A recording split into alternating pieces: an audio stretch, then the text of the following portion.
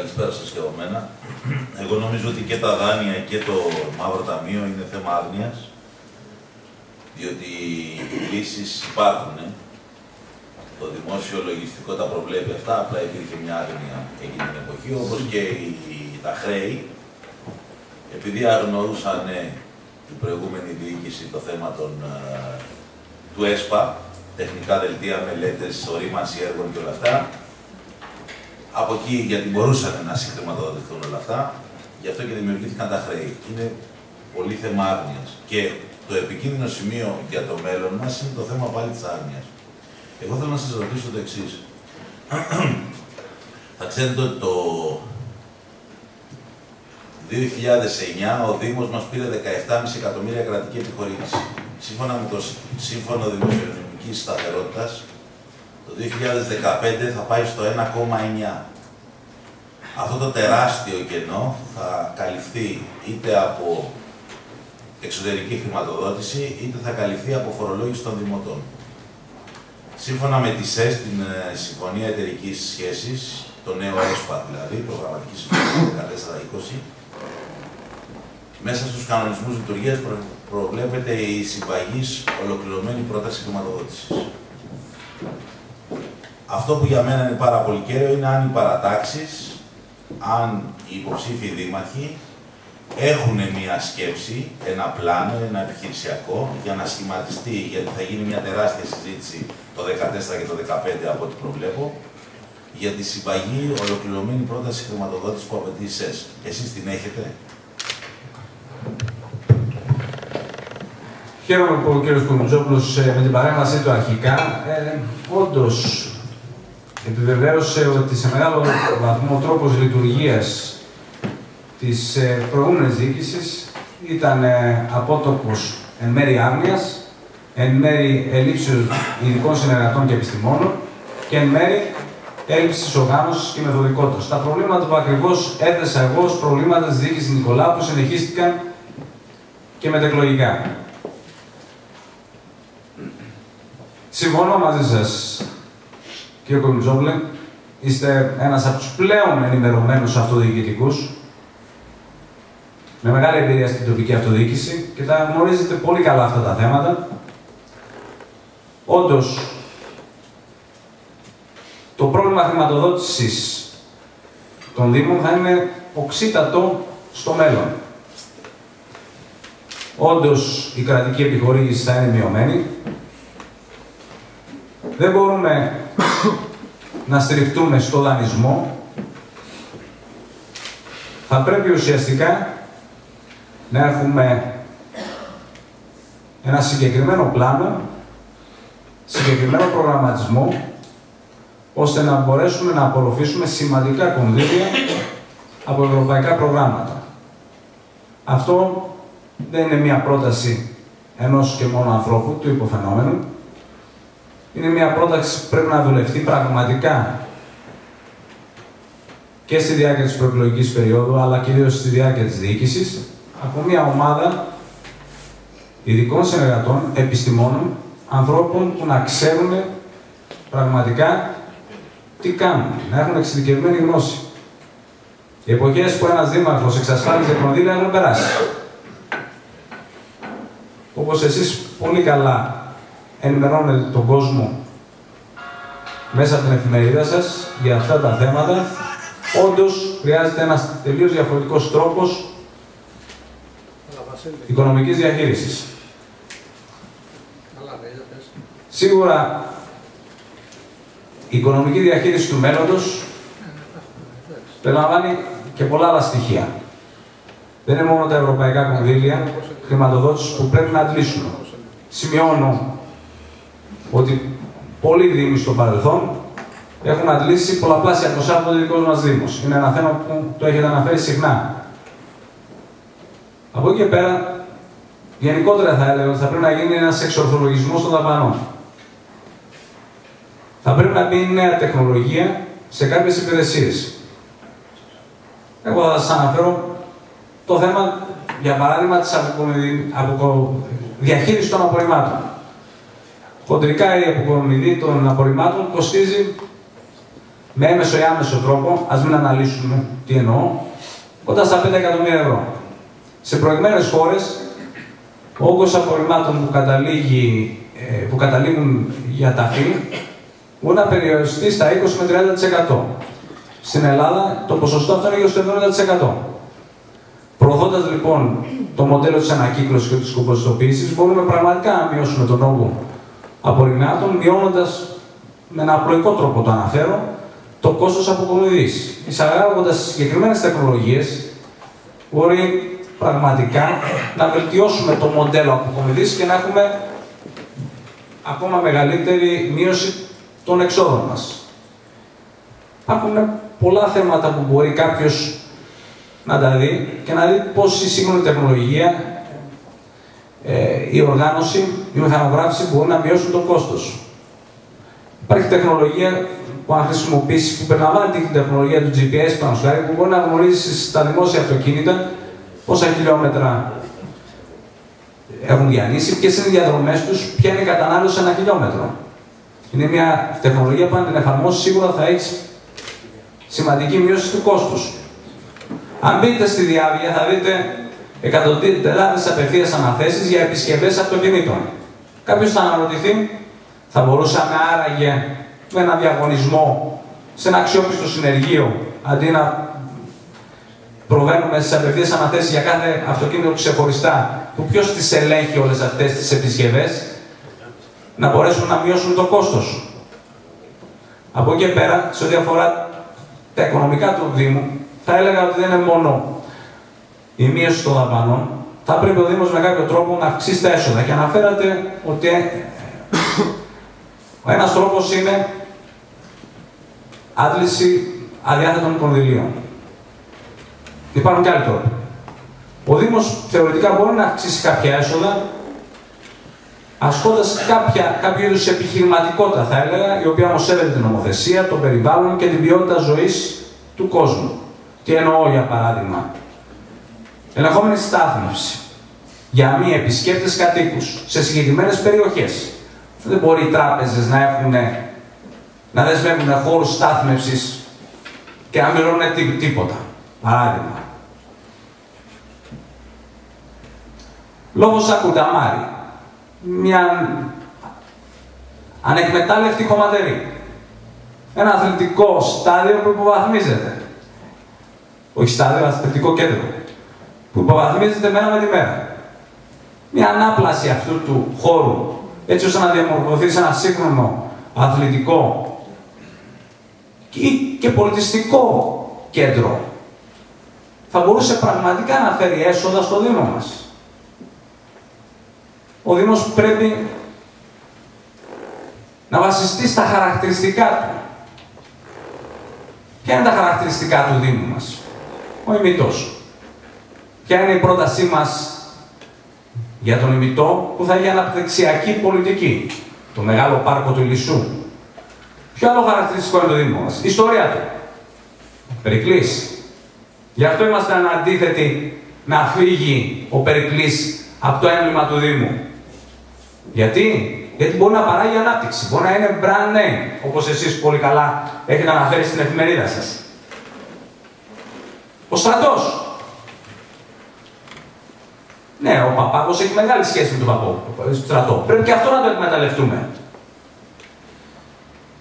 Δεν ήθελα να σας κουράσω κάνοντας όλη αυτή την ανάλυση, αλλά το θέμα της οικονομικής διαχείρισης είναι πολύπλευρο.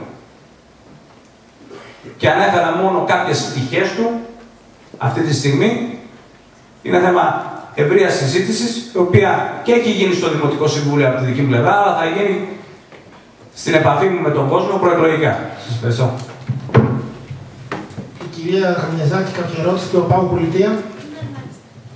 Καλησπέρα. Ήθελα απλά να σας ρωτήσω με ποια κριτήρια θα ρυθμίσετε τα κονδύλια ανάμεσα στις δύο κοινότητες και επίσης ποιες είναι οι προτάσεις σας για την ουσιαστική ενοποίηση αυτών των δύο κοινοτήτων. Ευχαριστώ. Έχω βγάλει ένα σόγγαν. Ο Δήμος μας είναι ενιαίος. Πρέπει να τον αντιμετωπίζουμε σαν ενιαία οντότητα. Δεν είναι δικοινοτική, διζωνική ομοσπονδία. Δεν είναι δύο ανεξάρτητες κοινότητες, όπως στα πρώτα χρόνια ο κ. Ξίδης αντιμετώπιζε με ποσόστοση 1/1 ή κάποιοι ακρεφνοί σχολαριώτες προτείνανε ποσόστοση με βάση τον πληθυσμό 2,5/1.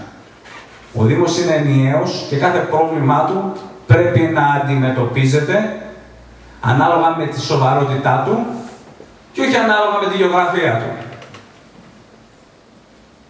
Αυτή είναι η απάντησή μου σε ό,τι αφορά το Δήμο. Είμαι αυτός που πραγματικά πιστεύει στην ενοποίηση των δύο υπηρεσιών καθαριότητος. Όταν είχα αντιδράσει στη διοίκηση Ξίδη, όταν έλεγε ένα δημοτικό πολυιατρείο στο Χολαγό, ένα στον Παπάγο. Ή ένα ΚΕΠ στο Χολαγό, ένα ΚΕΠ στον Παπάγο. Δεν είναι έτσι. Αν ο Δήμος Παπάγου χρειάζεται 2 ΚΕΠ και ο Χολαργός 0, θα πάμε με 2 ΚΕΠ στον Παπάγο και 0 στο Χολαργό. Συνοψίζοντας λοιπόν, αντιμετωπίζουμε το Δήμο σαν ενιαία οντότητα, όχι ως δύο ανεξάρτητες κοινότητες, στις οποίες θα πρέπει να βάλουν ποσοστώσεις. Εγώ δεν πιστεύω στις ποσοστώσεις. Δήμος είναι ενιαίος. Ευχαριστώ. Τι άλλη ερώτηση με ρωτήσατε? Ήθελα να με ποιο τρόπο θα χειριστείτε τα κονδύλια. Ακριβώς αυτό. Κάθε πρόβλημα του Δήμου αντιμετωπίζεται με βάση τη σοβαρότητά του και όχι με βάση τη γεωγραφία του. Θα ήθελα δημόσια να σας δώσω συγχαρητήρια, αν και δεν το κάνω και δεν πρέπει να το κάνω, για το ήθος, την ποιότητα που σας διακρίνει στην συνέντευξη τύπου. Νομίζω ότι δίνετε μια άλλη πραγματικότητα στο θέμα της τοπικής αυτοδιοίκησης, διότι θα γνωρίζετε κι εσείς ότι ο επικεφαλής που μέχρι και τώρα είστε στους ενεργούς δημότες, ότι με τον τρόπο με τον οποίο αντιμετώπιζε τους εκπροσώπους του τύπου και με καταστάσεις καθόλου ευχάριστες για εμάς. Να κάνω λοιπόν μια ερώτηση που μου ήρθε στο blog για το σχολείο στην οδό Κλειούς 6-8, το παλιό του Νικολόπουλου. Λένε ότι έχει γίνει στέκι ναρκωμανών. Έχετε κάτι να προτείνετε γι' αυτό, κάποια λύση? Και να πω και το άλλο, και τι λύση προτείνετε για τους κάδους ανακύκλωσης που τους λιμένονται οι λαθρομετανάστες και οι γύφτοι? Να μιλήσω για τους κάδους ανακύκλωσης. Εγώ δεν θα αναφερθώ αν τους λιμένονται οι γύφτοι ή οι λαθρομετανάστες. Είναι γεγονός ότι η ανακύκλωση θα μπορούσε να παράγει έσοδα για το Δήμο. Θα έπρεπε λοιπόν να υπάρχει ένα σύστημα που να αποτρέπει η ανακύκλωση να πηγαίνει σε ξένα χέρια εκτός από αυτά του Δήμου. Είναι τελείως αντίθετος από αυτή την κατάσταση. Όντως είναι ένα σημαντικό πρόβλημα που ουσιαστικά τορπιλίζει την προσπάθεια της τωρινής διοίκησης, αλλά και της προηγούμενης στο θέμα της ανακύκλωσης, η οποία δεν είναι μόνο ότι είναι ο πιο οικολογικά ευαίσθητος τρόπος διαχείρισης των απορριμμάτων, μπορεί να σου αποφέρει και έσοδα. Σε ό,τι αφορά το χώρο στην Κλειούς, γενικά είναι μια εγκαταλειμμένη περιοχή. Ένα εγκαταλειμμένο οικόπεδο. Έχουν ακουστεί πολλές προτάσεις. Θα έλεγα ότι μία από τις προτάσεις που είχε ακουστεί, μιλάτε για Κλειούς και... Το παλιό σχολείο του Νικολόπουλου. Κλειούς και Αναστάσεως. Πιάνει και φτέρτης, πιάνει ένα τετράγωνο οικονομικό. Ναι. Που έχει τους πυλώνες της ΔΕΗ. Ακριβώς, ναι. Υπήρχε μια πρόταση πάνω να γίνει, συζητούσα τελευταία με έναν πολύ σημαντικό παράγοντα, αυτοδιοικητικό παράγοντα, γνώστη της εκπαίδευσης, είχε προτείνει ο συγκεκριμένος ότι θα μπορούσε να γίνει ένα νηπιαγωγείο. Το πρόβλημα είναι ότι υπάρχει ένας πυλώνας στη ΔΕΗ και δεν μπορεί να γίνει κάτι τέτοιο. Λέγεται ότι υπάρχει μια πρόταση από την περιφέρεια, δεν το έχω εξακριβώσει, ότι μπορεί να γίνει κέντρο ατόμων με προβλήματα ακοής, βαρικών. Δεν ξέρω αν ευσταθεί. Δεν πιστεύω ότι είναι μια σωστή λύση, υπό την έννοια ότι δημιουργεί υπερτοπική κυκλοφορία και δεν εξυπηρετεί ουσιαστικά τις ανάγκες του Δήμου μας. Είναι ένα θέμα το οποίο πραγματικά πρέπει να αναλύσουμε και να δούμε ποια θα είναι η λύση. Σίγουρα δεν μπορούμε να επιτρέψουμε στο διενεκές να λειτουργεί ως άντρο ναρκωμανών. αυτός ο χώρος πρέπει να ενταχθεί στην κυριότητα του Δήμου και να αξιοποιηθεί κατάλληλα.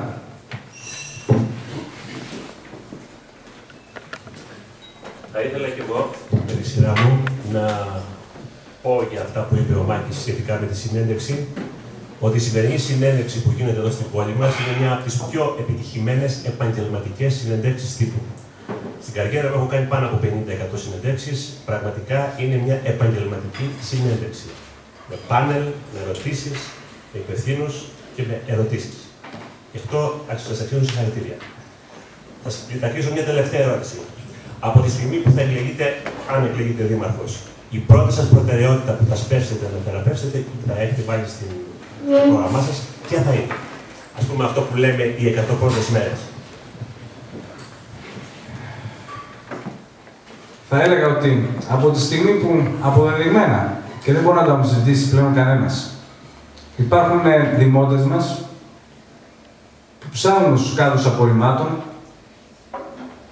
για τρόφιμα. Και μην λέτε ότι ο Χολαργός και ο Παπάκος δεν έχουν τέτοια άτομα. Έχουν. Από τη στιγμή που υπάρχουν σπίτια στο Δήμο μας χωρίς ρεύμα. Δεν μπορεί να είναι καμία άλλη προτεραιότητά μας παρά η άμβληση των συνεπειών της οικονομικής και κοινωνικής κρίσης. Θα πρέπει πραγματικά να οργανώσουμε ένα δίκτυο κοινωνικής αλληλοϊποστήριξης που θα αγκαλιάσει τον κοινωνικά και οικονομικά αδύναμο συμπολίτη μας. Τον άνεργο, τον αυριανό άστεγο, υπάρχει και αυτή η πιθανότητα, τον άπορο, τη χαμηλόμισθη οικογένεια που δεν μπορεί να τα βάλει πέρα. Αυτό σημαίνει στην πράξη ότι θα πρέπει να κινητοποιήσουμε όλη την τοπική κοινωνία. Ιδιώτες, εθελοντές, ιδιωτικές επιχειρήσεις, σωματεία συλλόγους. Να τους κινητοποιήσουμε έτσι ώστε να δημιουργηθεί ένα πραγματικά αποτελεσματικό δίκτυο κοινωνικής αλληλοϊποστήριξης που θα δώσει βοήθεια πραγματικά στον ανήμπορο συμπολίτη μας.